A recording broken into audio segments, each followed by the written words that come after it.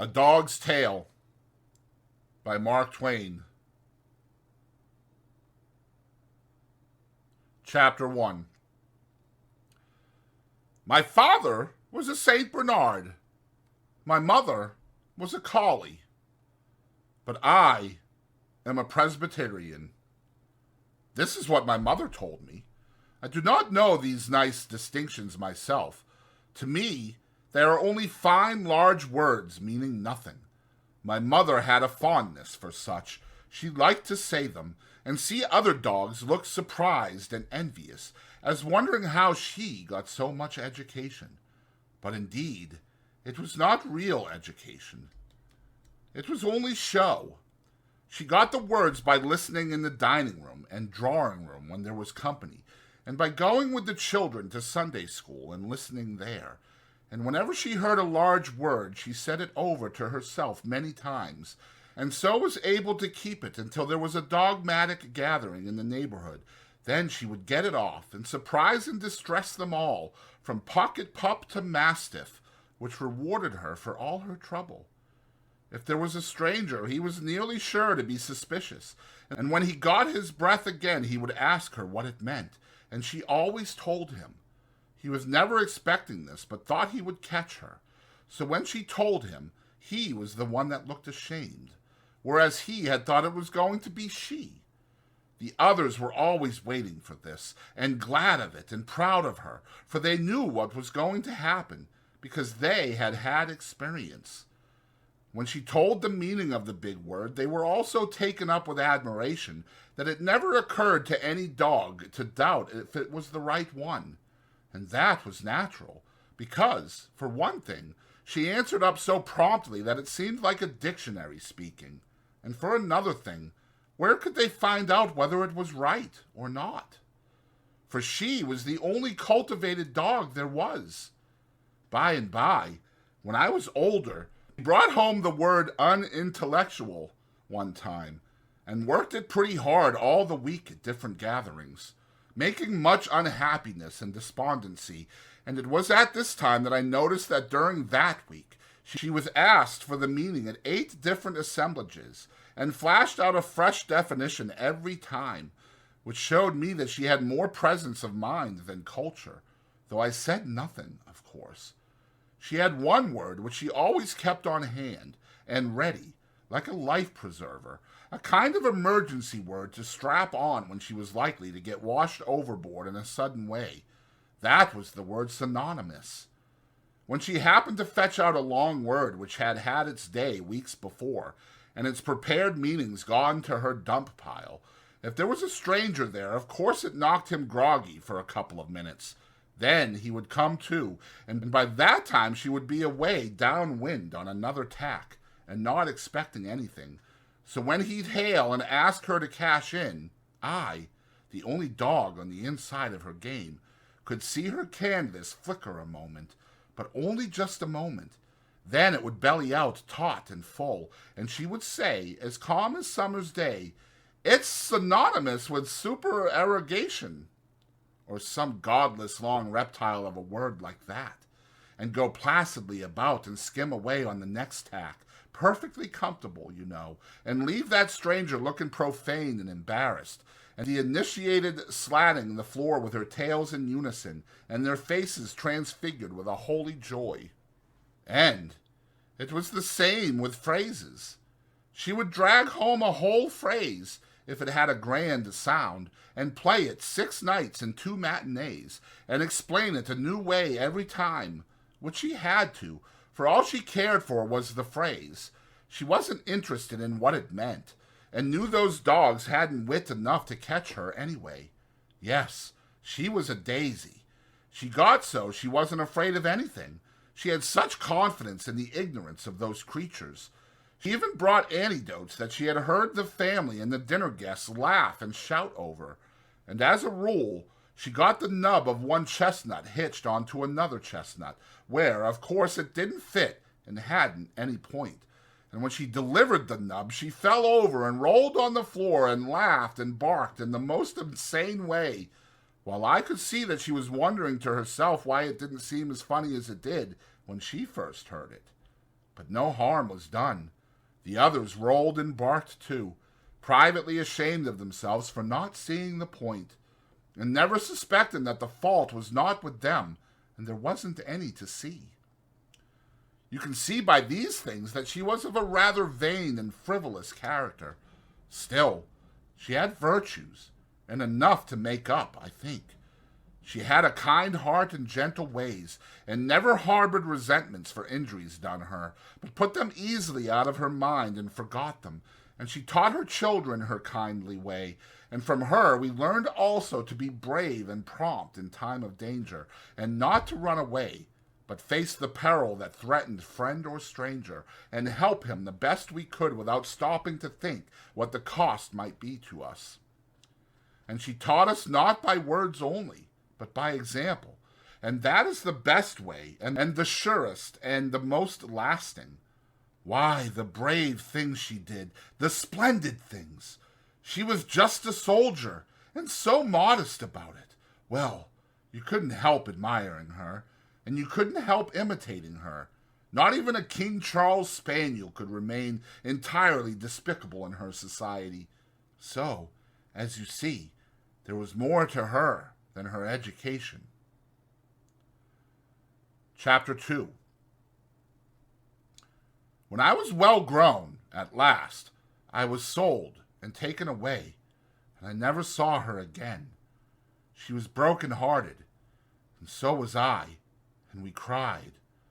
But she comforted me as well as she could, and said we were sent into this world for a wise and good purpose, and must do our duties without repining. Take our life as we might find it, live it for the best good of others, and never mind about the results. They were not our affair. She said men who did like this would have a noble and beautiful reward by and by in another world, and although we animals would not go there, to do well and right without reward would give to our brief lives a worthiness and dignity which in itself would be a reward. She had gathered these things from time to time when she had gone to the Sunday school with the children, and had laid them up in her memory more carefully than she had done with those other words and phrases, and she had studied them deeply, for her good and ours. One may see by this that she had a wise and thoughtful head, for all there was so much lightness and vanity in it. So we said our farewells, and looked our last upon each other through our tears. And the last thing she said, keeping it for the last to make me remember it the better, I think, was, "In memory of me, when there is a time of danger to another, do not think of yourself, think of your mother, and do as she would do." Do you think I could forget that? No. Chapter 3. It was such a charming home, my new one, a fine great house, with pictures and delicate decorations and rich furniture, and no gloom anywhere, but all the wilderness of dainty colors lit up with flooding sunshine, and the spacious grounds around it, and the great garden, oh, greensward and noble trees and flowers, no end. And I was the same as a member of the family, and they loved me, and petted me, and did not give me a new name, but called me by my old one that was dear to me, because my mother had given it to me, Eileen Mavourneen. She got it out of a song, and the Greys knew that song, and said it was a beautiful name. Mrs. Grey was 30, and so sweet and so lovely you cannot imagine it. And Sadie was 10, and just like her mother, just a darling, slender little copy of her, with auburn tails down her back and short frocks, and the baby was a year old, and plump and dimpled, and fond of me, and never could get enough of hauling on my tail, and hugging me, and laughing out its innocent happiness.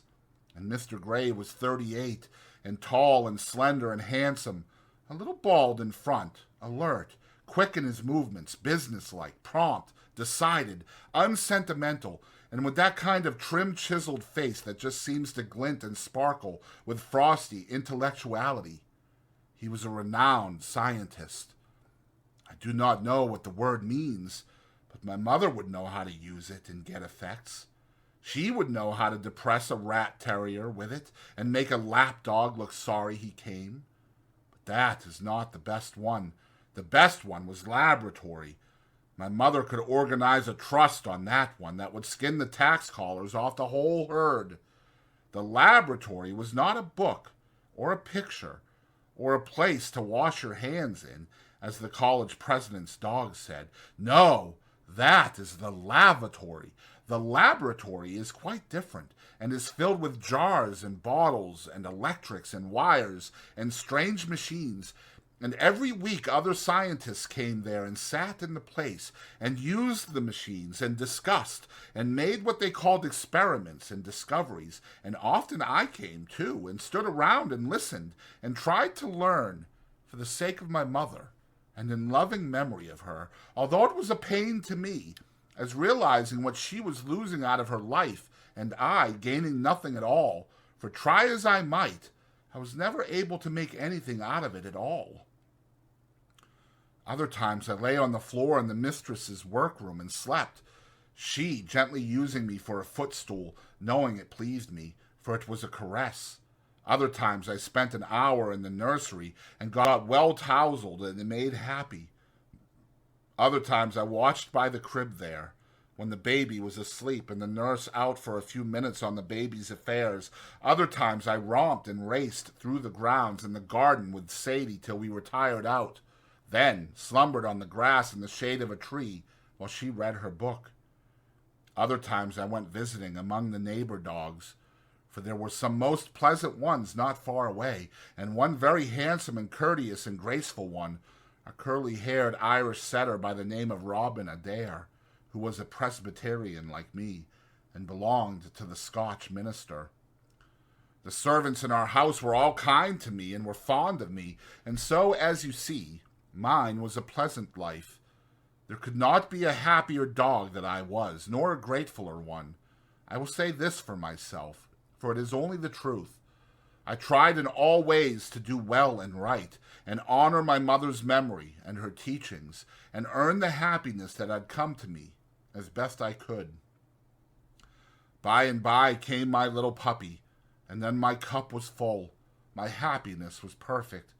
It was the dearest little waddling thing, and so smooth and soft and velvety, and had such cunning little awkward paws, and such affectionate eyes, and such a sweet and innocent face.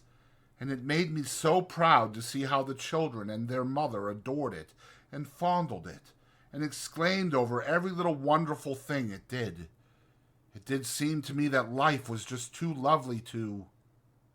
Then came the winter. One day I was standing a watch in the nursery. That is to say, I was asleep on the bed. The baby was asleep in the crib, which was alongside the bed, on the side next to the fireplace.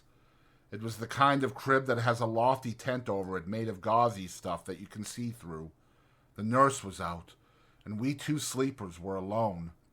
A spark from the wood fire was shot out, and it lit on the slope of the tent. I suppose a quiet interval followed. Then a scream from the baby awoke me, and there was that tent flaming up toward the ceiling. Before I could think, I sprang to the floor in my fright, and in a second was halfway to the door. But in the next half second, my mother's farewell was sounding in my ears, and I was back on the bed again. I reached my head through the flames and dragged the baby out by the waistband and tugged it along. We fell to the floor together in a cloud of smoke.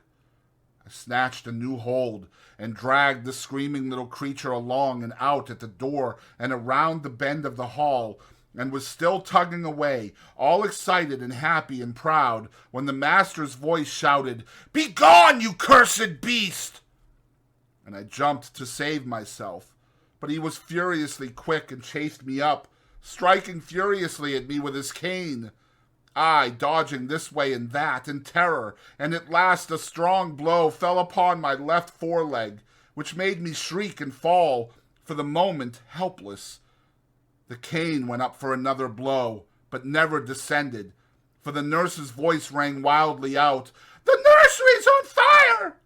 And the master rushed away in that direction, and my other bones were saved. The pain was cruel, but no matter. I must not lose any time. He might come back at any moment. So I limped on 3 legs to the other end of the hall, where there was a dark little stairway leading up into a garret where old boxes and such things were kept, as I had heard say, and where people seldom went. I managed to climb up there. Then I searched my way through the dark among the piles of things and hid in the secretest place I could find. It was foolish to be afraid there, yet still I was, so afraid that I held in and hardly even whimpered, though it would have been such a comfort to whimper, because that eases the pain, you know. But I could lick my leg, and that did some good. For half an hour there was a commotion downstairs, and shoutings and rushing footsteps, and then there was quiet again, quiet for some minutes, and that was grateful to my spirit, for then my fears began to go down, and fears are worse than pains, oh, much worse. Then came a sound that froze me. They were calling me by name, hunting for me. It was muffled by distance, but that could not take the terror out of it, and it was the most dreadful sound to me that I had ever heard. It went all about, everywhere, down there, along the halls, through all the rooms, in both stories, and in the basement and the cellar, then outside, and farther away, then back, and all about the house again, and I thought it would never stop. But at last it did. Hours and hours after the vague twilight of the garret had long ago been blotted out by black darkness. Then, in that blessed stillness, my terrors fell little by little away, and I was at peace and slept. It was a good rest I had, but I woke before the twilight had come again. I was feeling fairly comfortable, and I could think out a plan now. I made a very good one, which was to creep down, all the way back down the back stairs, and hide behind the cellar door, and slip out and escape when the iceman came at dawn, while he was inside filling the refrigerator. Then I would hide all day and start on my journey when night came. My journey to, well, anywhere where they would not know me and betray me to the master. I was feeling almost cheerful now. Then suddenly I thought, why, what would life be without my puppy? That was despair. There was no plan for me. I saw that. I must stay where I was. Stay and wait and take what might come. It was not my affair. That was what life is. My mother had said it. Then the calling began again. All my sorrows came back. I said to myself, the master will never forgive. Did not know what I had done to make him so bitter and so unforgiving, yet I judged it was something a dog could not understand, but which was clear to a man and dreadful. They called and called, days and nights, it seemed to me, so long that the hunger and thirst near drove me mad, and I recognized that I was getting very weak. When you are this way, you sleep a great deal, and I did. Once I woke in an awful fright. It seemed to me that the calling was right there in the garret, and so it was. It was Sadie's voice, and she was crying. My name was falling from her lips all broken, poor thing, and I could not believe my ears for the joy of it when I heard her say, "Come back to us, oh, come back to us and forgive. It is all so sad without our—" I broke in with such a grateful little yelp, and the next moment Sadie was plunging and stumbling through the darkness and the lumber and shouting for the family to hear, "She's found! She's found!" The days that followed, well, they were wonderful. The mother and Sadie and the servants, why, they just seemed to worship me. They couldn't seem to make me a bed that was fine enough, and as for food, they couldn't be satisfied with anything but game and delicacies that were out of season, and every day the friends and neighbors flocked in to hear about my heroism. That was the name they called it by, and it means agriculture. I remember my mother pulling it on a kennel once and explaining it in that way, but didn't say what agriculture was, except that it was synonymous with intramural incandescence, and a dozen times a day Mrs. Gray and Sadie would tell the tale to newcomers. and say I risked my life to save the babies, and both of us had burns to prove it.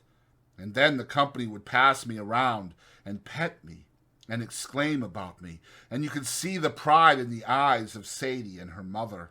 And when the people wanted to know what made me limp, they looked ashamed and changed the subject. And sometimes when people hunted them this way and that way with questions about it, it looked to me as if they were going to cry. And this was not all the glory. No, the master's friends came, a whole 20 of the most distinguished people, and had me in the laboratory, and discussed me as if I was a kind of discovery, and some of them said it was wonderful in a dumb beast, the finest exhibition of instinct they could call to mind.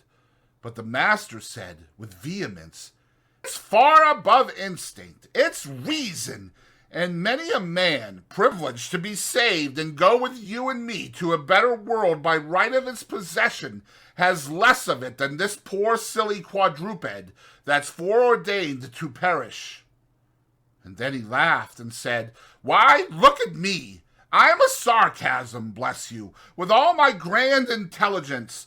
The only thing I inferred was that the dog had gone mad and was destroying the child, whereas but for the beast's intelligence, its reason, I tell you, the child would have perished." They disputed and disputed, and I was the very center of subject of it all, and I wished my mother could know that this grand honor had come to me. It would have made her proud. Then they discussed optics, as they called it, and whether a certain injury to the brain would produce blindness or not. But they could not agree about it, and said they must test it by experiment by and by. And next they discussed plants, and that interested me, because in the summer Sadie and I had planted seeds. I helped her dig the holes, you know, and after days and days a little shrub or a flower came up there, and it was a wonder how that could happen. But it did, and I wished I could talk.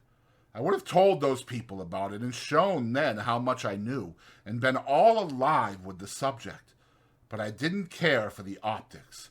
It was dull, and when they came back to it again it bored me, and I went to sleep. Pretty soon it was spring, and sunny and pleasant and lovely, and the sweet mother and the children patted me and the puppy goodbye, and went away on a journey and a visit to their kin, and the master wasn't any company for us, but we played together and had good times, and the servants were kind and friendly, so we got along quite happily, and counted the days and waited for the family. And one day those men came again, and said, "Now for the test," and they took the puppy to the laboratory, and I limped three-leggedly along too, feeling proud, for any attention shown to the puppy was a pleasure to me, of course. They discussed and experimented, and then suddenly the puppy shrieked, and they set him on the floor, and he went staggering around with his head all bloody, and the master clapped his hands and shouted, "There! I've won! Confess it! He's as blind as a bat!" And they all said, "It's so. You've proved your theory, and suffering humanity owes you a great debt from henceforth." And they crowded around him, and wrung his hand cordially and thankfully, and praised him. But I hardly saw or heard these things, for I ran at once to my little darling, and snuggled close to it where it laid, and licked the blood, and put its head against mine, whimpering softly, and I knew in my heart it was a comfort to it in its pain and trouble to feel its mother's touch, though it could not see me. Then it dropped down presently, and its little velvet nose rested upon the floor, and it was still, and did not move any more. Soon the master stopped discussing a moment, and rang in the footman and said, "Bury it in the far corner of the garden," and then went on with the discussion, and I trotted after the footman, very happy and grateful, for I knew the puppy was out of its pain now, because it was asleep. We went far down the garden to the farthest end, where the children and the nurse and the puppy and I used to play, in the summer in the shade of a great elm, and there the footman dug a hole, and I saw he was going to plant the puppy, and I was glad, because it would grow and come up a fine, handsome dog, like Robin Adair, and be a beautiful surprise for the family when they came home. So I tried to help him dig, but my lame leg was no good, being stiff, you know. And you have to have two, or it is no use. When the footman had finished and covered little Robin up, he patted my head, and there were tears in his eyes. And he said, "Poor little doggy, you saved his child." I have watched 2 whole weeks, and he doesn't come up. This last week a fright has been stealing upon me. I think there is something terrible about this. I do not know what it is, but the fear makes me sick, and I cannot eat, though the servants bring me the best of food, and they pet me so, and even come in the night and cry and say, "Poor doggy, do give it up and come home. Don't break our hearts." And all this terrifies me the more, and makes me sure something has happened. And I am so weak. Since yesterday I cannot stand on my feet any more. And within this hour the servants, looking toward the sun where it was sinking out of sight and the night chill coming on, said things I could not understand, but they carried something cold to my heart. Those poor creatures, they do not suspect. They will come home in the morning and eagerly ask for the little doggy that did the brave deed, and who of us will be strong enough to say the truth to them? A humble little friend is gone where go the beasts that perish.